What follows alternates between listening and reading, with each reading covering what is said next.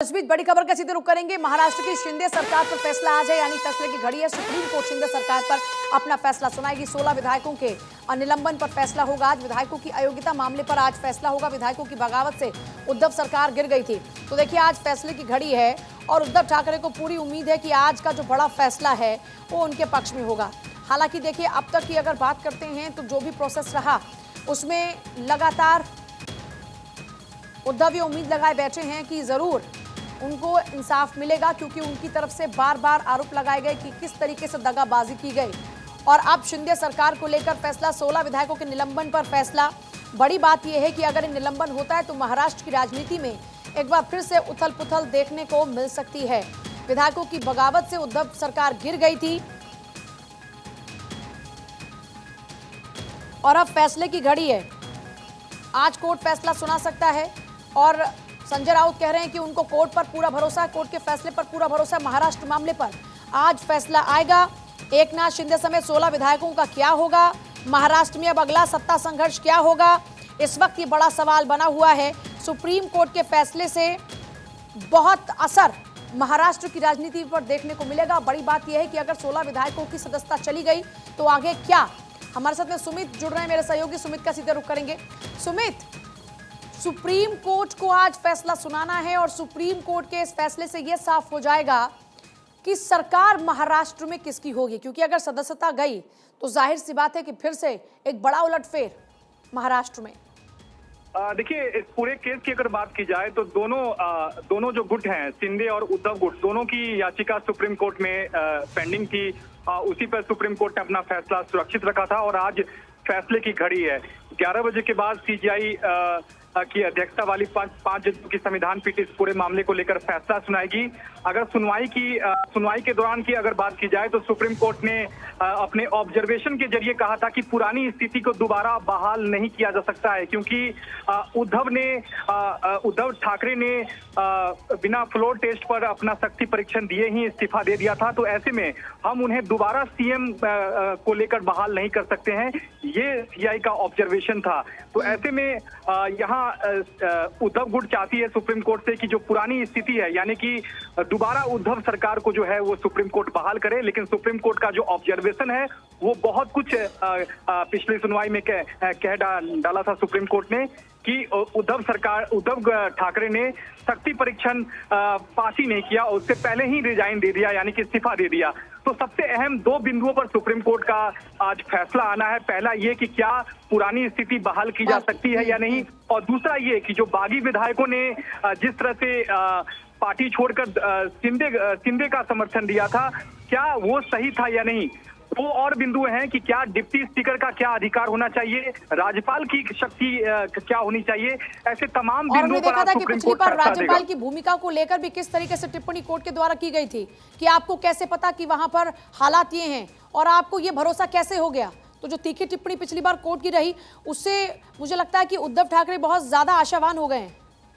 जी बिल्कुल। देखिए, यहाँ सीधे तौर पर शिंदे गुट जो है वो कहीं ना कहीं सुप्रीम कोर्ट में उसका जो पक्ष है वो मजबूत है, क्योंकि सुप्रीम कोर्ट के 2016 के अरुणाचल प्रदेश का फैसला का हवाला दिया जा रहा है, नबम रेबिया का फैसला का हवाला दिया जा रहा है, जहां सुप्रीम कोर्ट ने कहा था कि अगर डिप्टी स्पीकर के खिलाफ अगर अविश्वास प्रस्ताव अगर पेंडिंग है तो वो डिस्क्वालिफिकेशन, यानी कि 16 विधायकों के डिस्क्वालिफिकेशन पर फैसला नहीं ले सकता है। और इसी बात को लेकर सुप्रीम कोर्ट ने 2022 में जब शिंदे गुट सुप्रीम कोर्ट पहुंचा था तब उसे राहत मिली थी, और जिस तरह से अयोग्यता की जो कार्रवाई डिप्टी स्पीकर ने शुरू की थी उस पर सुप्रीम कोर्ट ने स्टे दे दिया था और शक्ति परीक्षण का ऑर्डर कर दिया था। तो निश्चित तौर पर आज सुप्रीम कोर्ट अपने फैसले के जरिए साफ करेगा कि आखिरकार दोबारा जो पुरानी स्थिति है वो बहाल हो सकती है या नहीं, यानी कि उद्धव ठाकरे सरकार को बहाल किया जा सकता है या नहीं, ये सुप्रीम कोर्ट इस पर फैसला देगा। लेकिन उम्मीद बहुत ही कम है कि सुप्रीम कोर्ट पुरानी स्थिति को दोबारा बहाल करे।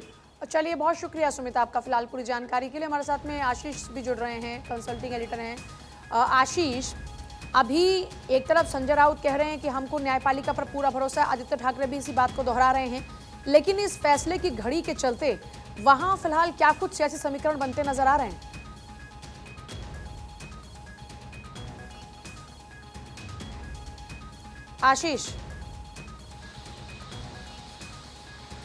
आशीष, आप सुन पा रहे हैं? सवाल फिर से एक बार रिपीट करिएगा। अच्छा आशीष, सवाल ये है कि आज फैसले जी। की घड़ी है। उद्धव ठाकरे गुट को ये पूरी उम्मीद है कि कोर्ट का फैसला उनके पक्ष में आएगा, लेकिन इसी बीच वहां पर क्या कुछ चल रहा है अभी? देखिए, अभी जितने भी लोग हैं, चाहे वो शिंदे गुट के लोग हैं, उद्धव ठाकरे के गुट के लोग हैं, सभी आशान्वित हैं और सभी को ये लग रहा है कि उनके पक्ष में फैसला आएगा, लेकिन कोई भी बहुत खुलकर बात करने के लिए तैयार नहीं है। सुबह आनंद दुबे, जो कि उद्धव ठाकरे गुट के प्रवक्ता हैं, उन्होंने कहा कि जो अब तक उनके साथ में, उनकी पार्टी के सदस्यों के साथ में प्रताड़ना हुई है, उसका आज फैसला आ जाएगा। वहीं दूसरी तरफ विधानसभा जो स्पीकर हैं राहुल नार्वेकर, उन्होंने बोला कि उनके विधायकों के पक्ष में फैसला आएगा। तो लगातार दोनों ही पार्टी के जो लोग हैं वो आशान्वित हैं, लेकिन कुछ ही देर में जब सुप्रीम कोर्ट की जो संवैधानिक पीठ है वो फैसला अपना सुनाएगी, उसके बाद ही पता चल पाएगा। लेकिन आपको बता दूं कि जो महाराष्ट्र की राजनीतिक सरगर्मियां हैं वो बढ़ी हुई हैं, अंदर खाने बातें चल रही हैं, हर कोई दबे जबान से बातें कर रहा है, लेकिन जब तक फैसला नहीं आएगा तब तक सिर्फ कयास लगाए जा रहे हैं और हर कोई ये सोच रहा है कि उसके पक्ष में फैसला आ जाए। हाँ आमिर जी, आपका क्या आकलन है अभी तक जो कोर्ट की टिप्पणियां रही और जिस तरीके से आगे इसकी प्रोसीडिंग्स बढ़ती रही, उसके बाद आज क्या संभावना आपको लगती है? कोर्ट ने, देखिए पूजा, जब इस मामले को सुनना शुरू किया था और कॉन्स्टिट्यूशन बेंच इस मामले में गठित की गई थी, तो मामला ये नहीं था कि सरकार को कैसे हटाया गया। कोर्ट ने इस विषय में बहुत ऑब्जर्वेशन अपनी तरफ से देते हुए बहुत बड़ा ऑब्जर्वेशन दिया था कि क्या राज्यपाल इस आधार पर कि विधानसभा में किसी व्यक्ति के खिलाफ कानून व्यवस्था का मामला बनता है, उसके खिलाफ क्या अविश्वास का प्रस्ताव लाने के लिए फ्लोर टेस्ट बुला सकती है। ये पहला ऑब्जर्वेशन था कोर्ट का। दूसरा, कोर्ट ने ये पूछा कि जो विधायक, जो कोर्ट में कपिल सिब्बल की दलील थी, जो उद्धव ठाकरे गुट के वकील हैं, उन्होंने कहा कि जब जो विधायक शिंदे के साथ राज्यपाल के पास गए तो वो किस पार्टी से चुने गए थे, यानी उनकी आइडेंटिटी क्या थी। वो तो उस वक्त उद्धव ठाकरे शिवसेना के सदस्य थे और इसको कोर्ट ने बहुत संजीदगी से लिया था। कोर्ट ने माना था कि हाँ, जो विधायक गए थे उस समय वो एकनाथ शिंदे की तो कोई पार्टी नहीं थी, वो उद्धव ठाकरे की ही पार्टी के साथ थे, क्योंकि पार्टी उसी सिंबल के आधार पर उन्होंने चुनाव जीता था। तो कोर्ट ने इन दोनों मामले को संजीदगी से सुना था और उसके बाद अपना ऑब्जर्वेशन, अगर आपको याद हो तो दिया था कोर्ट ने, बड़ी बेबाकी के साथ टिप्पणी भी की थी कई एक, लेकिन अपना ऑर्डर जो था वो रिजर्व रखा था। आज ऑर्डर आने की उम्मीद है कि कोर्ट, जो संवैधानिक बेंच है चीफ जस्टिस के चंद्रचूड़ के निर्देशन में गठित, वो अपना ऑर्डर इस मामले में सुनाएगी और ये ऑर्डर मील का पत्थर साबित होगा, खास तौर से वैसे में जब कोई भी प्रदेश में सरकारें जो हैं बदल दी जाती हैं और खास तौर पर जब दल बदल के अधिनियम है, जो दल बदल नियम है, उसके तहत उसमें क्या क्या संशोधन है और क्या वो अधिकार देता है, इन सब पर बारीकी से कोर्ट का फैसला आने वाला है। पूजा, बिल्कुल, कोर्ट का फैसला इस वक्त आने वाला है और उसी पर सभी की निगाहें इस वक्त टिकी हुई हैं।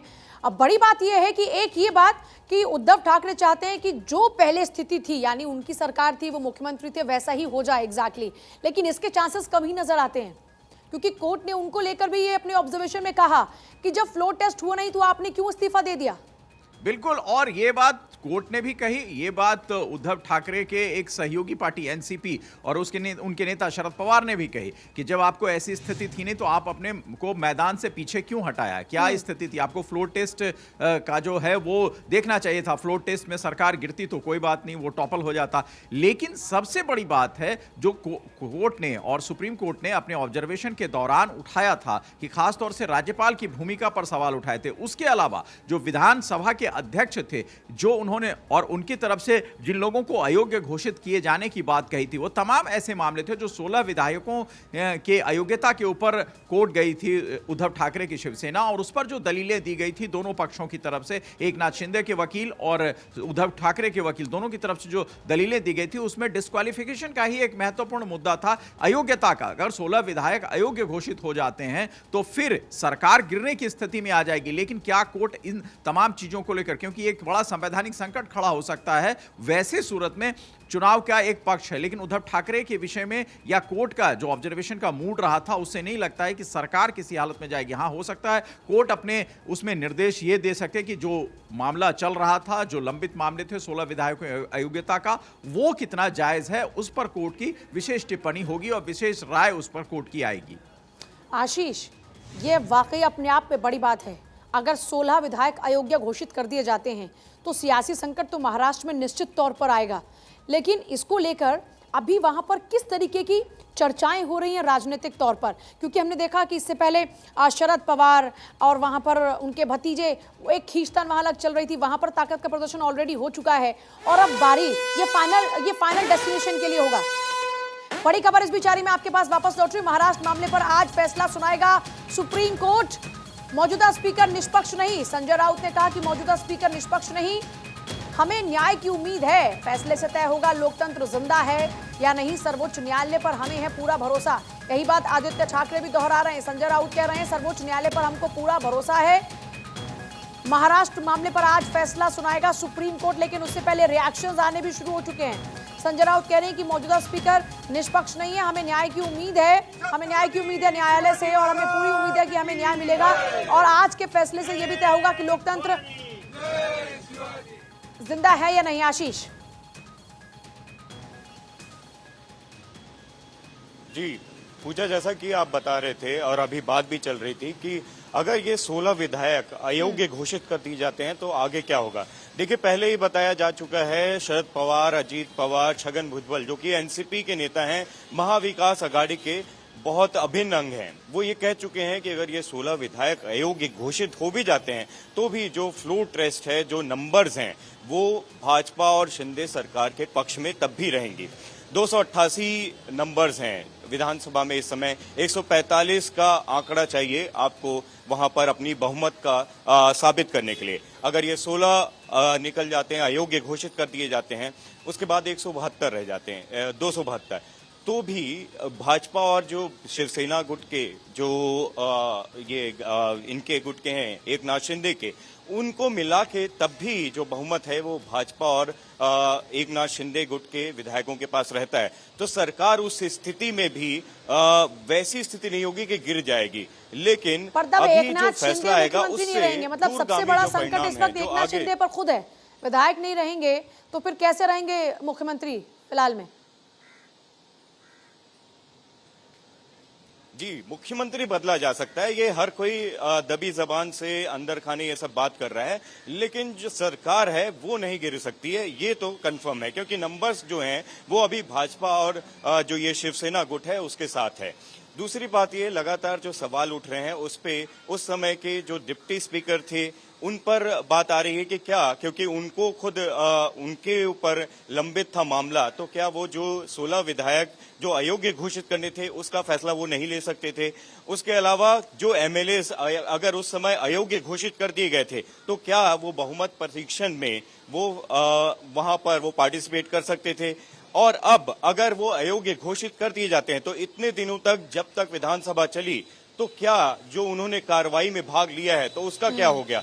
और आखिरी में जो राज्यपाल ने जो फैसला लिया था क्या वो संवैधानिक था, क्या उन्होंने बहुमत परीक्षण के लिए उद्धव ठाकरे को जो कहा वो क्या संवैधानिक था, उसी पर हर तरफ जिरह चली है। और आपको बता दें कि जैसा कि आपको पता है कि उद्धव ठाकरे की तरफ से, उनके वकील की तरफ से जब ये कहा गया, अभिषेक मनु सिंघवी और कपिल सिब्बल ने जो संवैधानिक पीठ थी उसमें कहा कि ये जो शिवसेना गुट की जो पार्टी टूटी और उसके बाद शिंदे सरकार जो बनी भाजपा के साथ में, वो अवसंवैधानिक है। उसके अलावा ये भी कहा गया कि पुरानी जो सिस्टम थी, पुरानी जो सरकार थी उसको बहाल किया जाए, लेकिन सीधा सीधा संवैधानिक पीठ ने यह कह दिया वो व्यक्ति उसको कैसे फिर से बहाल कर दिया जाए जो खुद बहुमत परीक्षण में खड़ा होने नहीं आया, एक दिन का उसको वक्त मिलता है और वो इस्तीफा दे देता है। तो कहीं ना कहीं इन सब चीजों पर आज सबकी नजर रहेगी और फैसला जब आएगा तो उससे पता चलेगा कि ये जो सरकार है, सरकार का भविष्य तो क्लियर है, लेकिन जो अयोग्य जो विधायक हैं और मुख्यमंत्री, उनका भविष्य क्या होता है। ठीक है, चलिए आप दोनों का बहुत शुक्रिया। लेकिन देखिए अब ये तो तय है कि आज अगर सुप्रीम कोर्ट का फैसला आता है तो पहले महाराष्ट्र की सियासत का क्या कुछ भविष्य रहने वाला है, इसको लेकर तस्वीर साफ होगी। अब सबकी निगाहें सुप्रीम कोर्ट पर इस वक्त बनी हुई है कि सुप्रीम कोर्ट का रुख इस पूरे मामले में क्या रहता है।